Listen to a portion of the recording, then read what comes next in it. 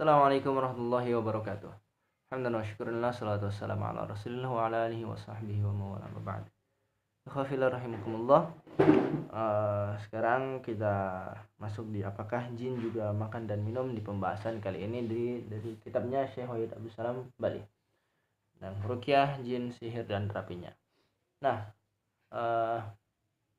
kenapa kita ingin membahas apakah jin juga makan dan minum? Kemarin kita bahas tempat tinggalnya, kemarin kita bahas yang macam-macamnya, seluk-beluknya sampai awal penciptaannya dan lain-lain.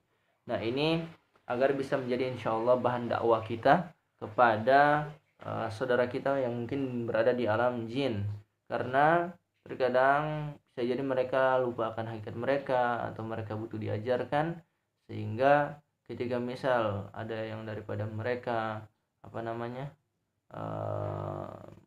mengganggu atau apa, kita ingatkan kembali dengan asal muasal mereka, harusnya mereka bagaimana. Kemudian ini juga sebagai pelajaran juga bagi kita umat manusia, agar mana insya Allah kita juga bisa tahu hal-hal apa yang kita mesti hindari, kita damai dengan mereka biar tidak ada saling mengganggu satu sama lain ya. Sekarang pembahasan kita adalah apakah jin juga makan dan minum. Syekh Wahid Abdul Salam Bali dalam buku ini halaman ke-36 ini menjelaskan bahwa banyak sekali hadis sahih yang menerangkan bahwa jin makan dan minum. Dalam Sahih Al-Bukhari ada sebuah hadis yang diriwayatkan dari Abu Hurairah radhiyallahu anhu pernah membawakan kantong air untuk berwudu dan memenuhi keperluan Rasulullah sallallahu alaihi wasallam. Kemudian beliau bertanya, "Siapa?" Abu Hurairah menjawab, "Abu Hurairah." Beliau berkata, "Tolong carikan aku batu untuk bersuci dan jangan kamu mengambil tulang dan kotoran hewan." Lalu saya membawakan beberapa batu yang saya bawa di atas pakaian saya. Kemudian saya meletakkannya di samping Rasulullah SAW. Setelah itu saya beranjak pergi. Nah, setelah beliau selesai dari keperluannya, dari hajatnya, saya berjalan bersama beliau. Lalu saya bertanya, "Ada apa dengan tulang dan kotoran hewan?" Nah, beliau SAW bersabda, "Keduanya adalah makanan jin. Aku pernah didatangi oleh utusan jin nasibain, jenis jin paling baik." Nah, jadi ada macam-macam jenisnya ya. Nah, ada jenis yang baik, bahkan paling baik menurut Rasulullah SAW. Berarti ada yang tidak baik ya. Nah, kemudian mereka bertanya kepada aku tentang makanan mereka. Maka aku berdoa kepada Allah supaya Allah memberikan rasa pada setiap tulang dan kotoran hewan yang dijumpai oleh bangsa jin. Jadi itu makanan mereka ya, yakni kotoran ya, dan tulang ya. Jadi kalau misalnya di rumah kita ada tulang-tulang ikan, tulang apa, itu harus segera diamankan, kalau perlu dibuang, biarkan nanti mereka yang makan. Kalau misal dia berada dalam rumah atau apa, bisa jadi mereka malah datang ke rumah dan ya lain-lain ya. Baik, itu pokoknya kita kita serahkan sama mereka, itu makan mereka ya. Walau bagaimana cara mereka makan, kita biarkan ya. Baik. Imam Muslim meriwayatkan sebuah hadis dalam sahihnya dari Abdullah bin Umar radhiyallahu anhuma. Ia berkata, Rasulullah SAW bersabda, "Idza akala ahadukum falyakul biyaminih, wa idza syariba falyashrab biyaminih, fa inna syaitana ya'kulu bishimalihi wa yashrabu bishimalihi." Apabila ada di antara kamu hendak makan, maka makanlah dia dengan tangan kanannya. Begitu pula misal kalau mau minum, maka minumlah dengan tangan kanannya. Nah, karena setan itu dia makan dan minum dengan tangan kirinya. Baik, ikhwah fillah rahimakumullah. Mungkin ada yang bertanya, "Kak, Ustaz, akhi, kalau misal orang yang kidal bagaimana?" Nah, maka harus dilatih sebisa mungkin agar dia bisa makan dengan tangan kanan.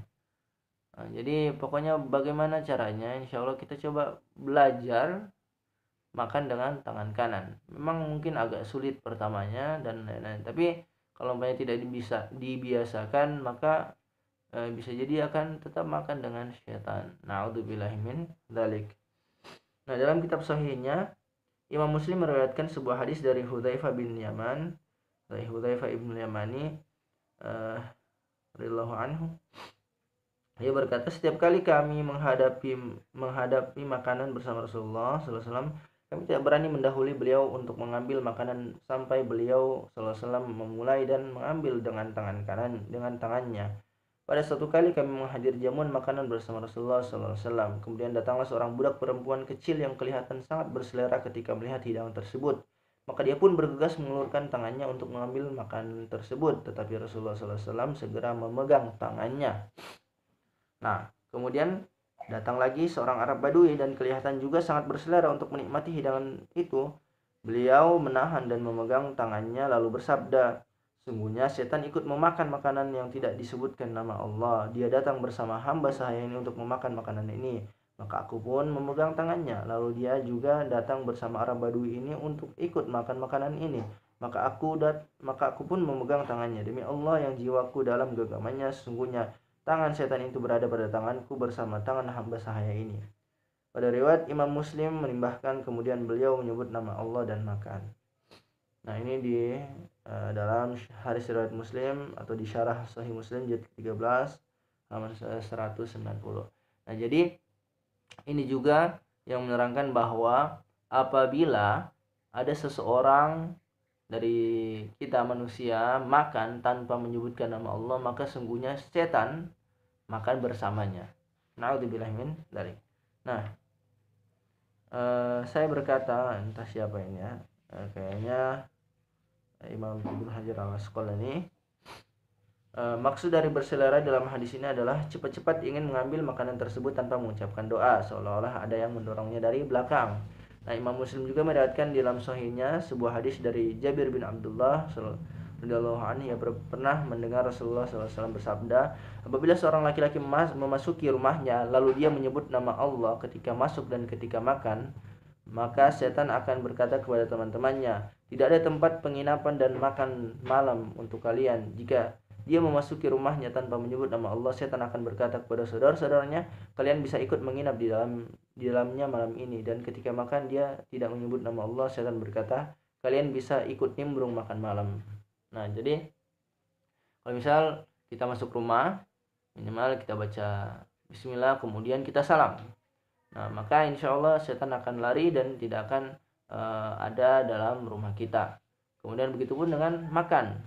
Nah, sehingga kalau misal kita lupa akan itu, bisa jadi setan akan tidur bersama kita atau bahkan makan bersama kita. Na'udzubillahi min dzalik.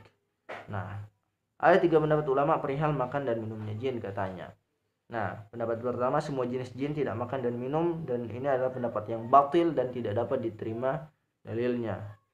Nah, kemudian pendapat kedua, segolongan dari bangsa jin ada yang makan dan minum, tetapi ada yang tidak makan dan tidak minum katanya.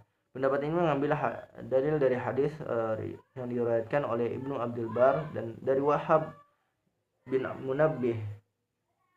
Dia berkata, jin terdiri dari beberapa jenis. Jenis yang paling murni adalah berupa angin yang tidak makan, tidak minum, dan tidak berketurunan. Ada juga jenis yang makan, minum, dan berketurunan. Yang terakhir adalah para tukang sihir dan hantu-hantu dari jenis jin. Disebutkan oleh Al-Hafidh Ibnu Hajar al-Asqalani dalam Fathul Bari. Pendapat ini menggunakan dalil dari hadis riwayat Tha'labah al-Khashani dan sudah disebutkan pada pembahasan jenis-jenis jin. Saya katakan ini hanya sebatas kemungkinan. Nah, pendapat ketiga adalah semua jenis jin makan dan minum. Nah, saya katakan, maksudnya penulis ini, pendapat ketiga lebih dapat diterima daripada 2 pendapat sebelumnya. Pendapat inilah yang sesuai dengan hadis-hadis yang telah dikemukakan sebelumnya. Wallahu a'lam bishawab. Adapun hadis Abdullah bin Mas'ud radhiyallahu an telah diriwayatkan Imam Muslim dengan lafal, makanan kalian adalah tulang belulang binatang yang kalian temukan dan ketika menyembelihnya disebutkan nama Allah dan itu merupakan makanan yang paling banyak dagingnya. Nah, ini dalam hadis riwayat Muslim atau di syarah An-Nawawi tentang Sahih Muslim. Nah, sedangkan Abu Daud dan yang lainnya meriwayatkan dengan lafal setiap tulang yang tidak disebutkan nama Allah ketika disembelih itu menjadi makanan mereka juga. Jika hadis ini tidak terbalik perawinya, maka bisa saja dilakukan metode al-jam'u, penggabungan antara 2 riwayat yang maknanya kelihatan bertentangan, yaitu bahwa riwayat Muslim khusus jin muslim, sementara riwayat Abu Daud khusus jin kafir. Wallahu a'lam bishawab. Jadi ikhwafillah rahimakumullah, jadi dari berbagai banyak dalil tadi ini menunjukkan bahwa jin itu juga makan dan minum. Maka kita mesti berlindung kepada Allah agar mana mereka tidak nimbrung makan dengan kita, agar kita memang makan dengan sehat sehingga tidak menimbulkan berbagai macam gangguan. Karena nanti ada di pembahasan setelahnya ini kita akan bahas nanti. Memang ada dalil dan bahkan keterangan dari para dokter, para saintis bahwa memang ada yang namanya gangguan dari jin itu sendiri, dan ini mengganggu beberapa organ di tubuh kita. Dan bisa jadi ini karena bisa jadi ya ketika misal kita makan tidak menyebutkan nama Allah sehingga mereka masuk di dalam tubuh kita. Sehingga dalam sebuah hadis disebutkan inna syaitana yajri minal insani majrad dam. Sungguhnya setan itu berpindah-pindah tempat, berlari itu atau tinggal daripada manusia itu di aliran darahnya. Maka bisa jadi ketika kita makan dan tidak menyebutkan nama Allah itu, maka bisa jadi mereka akan kenyang dan akan mengganggu daripada sirkulasi tubuh atau metabolisme tubuh kita. Demikian karena sudah azan juga. Jazakumullah khair, semoga ini menjadi bermanfaat. Mohon maaf bila ada banyak salah dan khilaf. Arsyadani Allah wa iyyakum ajmain. Assalamualaikum warahmatullahi wabarakatuh.